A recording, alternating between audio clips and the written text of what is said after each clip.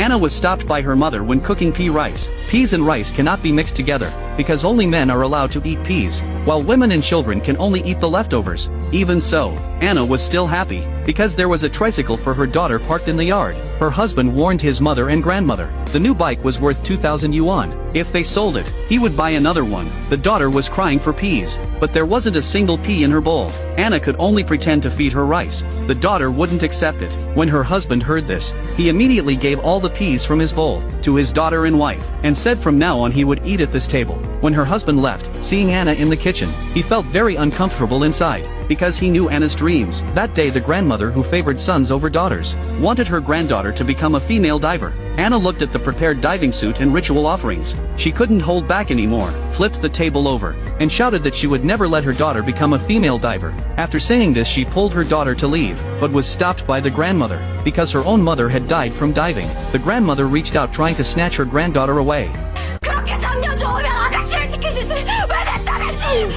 The husband never expected that when he wasn't home, Anna was living such a life. When the woman saw her son return, she quickly blamed Anna first. The husband said nothing, put down the peas and picture book he bought for his daughter. 애순이 나랑 살러 왔지. 이 집 며느리 살러 온 애 아니야. 애순이 볼 생각 마요.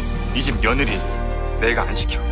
After saying this, he picked up his daughter and left home holding Anna's hand. The two rented a small house. Their daughter could eat peas every day. Whatever their daughter wanted to eat, the man would give it to her. But for such a beautiful life, they couldn't afford the rent. Every time the landlord came over, they quickly hid the painted walls. The man explained he was looking for a new job, and would pay the rent after getting his salary at month's end. That day, Anna was worried seeing the empty rice jar. Anna, who never asked others for help, wanted to borrow from the landlord, but he refused her. With no other choice, she could only return to grandmother's house to borrow money, but she just cried silently. In the end, Anna still couldn't bring herself to ask for money. That night grandmother came over, took out a bank book from her pocket. Anna was stunned seeing the amount on it. Grandmother said this was what she earned selling soup and rice before the war. Afraid her son would squander it all, so she secretly hid it away. It turned out Anna's mother had found grandmother before she died, begging grandmother to help Anna once when she was in trouble. After grandmother finished speaking, Anna and her husband both broke down in tears. Finally they took the money and bought a boat.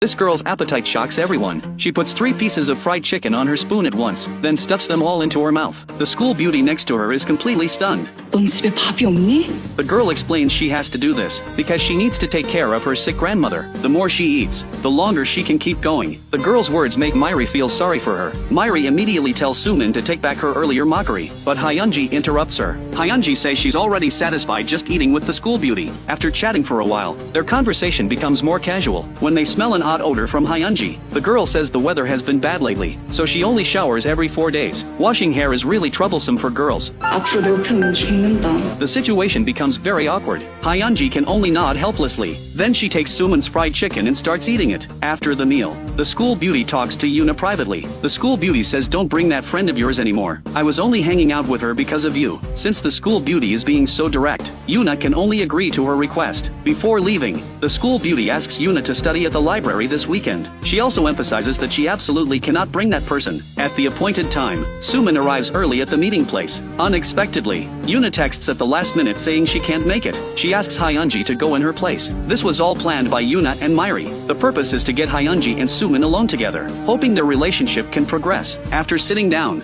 Hyunji says she gets sleepy whenever she reads, but to give the school beauty a good experience, she'll try her best to stay awake. Within 2 minutes, she falls asleep. This leaves Sumin completely speechless. She angrily texts Yuna immediately. Yuna doesn't reply to her messages. The school beauty has no choice but to wake up the sleeping Hyunji, forcing her to study together. 누가 봐도 1번이잖아.